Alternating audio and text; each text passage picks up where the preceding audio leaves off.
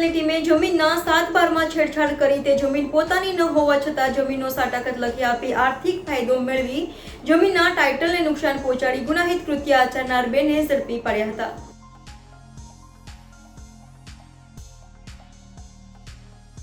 હાલના ઝડપી યુગમાં સુરત શહેરનો વિકાસ મોટા પાયે થઈ રહ્યો છે। સુરત શહેર મોટા વેપાર ધંધા સાથે સંકળાયેલું છે,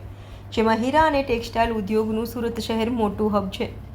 સુરતમાં જમીનના કબજા કરવાના અનેક ગુનાઓમાં નોંધાઈ ચૂક્યા છે, ત્યારે રાંદેરના ગોરાટ વિસ્તારમાં રહેતા હરિવર્ધન પટેલ દ્વારા પોતાની જમીન સર્વે નંબર 3371 તેમજ 3382 નામની જમીનમાં 7/12ની નકલમાં છેડછાડ કરી જમીનનો હસમુખ કેશવ પટેલ વગેરે નાઓને વેચાણ આપવાનું નક્કી ખોટું ટાઇટલ ઊભું કરી જમીનના સાટકત ઊભા કરી 90 લાખ રૂપિયા મેળવી જમીન વેચાણના ખોટા MOU સમજૂતી કરાર ઊભા કરી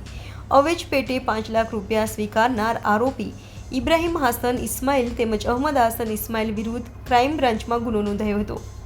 જે ફરિયાદના આધારે સુરત ક્રાઇમ બ્રાન્ચની ઇકો સેલની ટીમે બંને આરોપીઓ ઇબ્રાહિમ અને અહમદની ધરપકડ કરી વધુ તપાસ હાથ ધરી છે।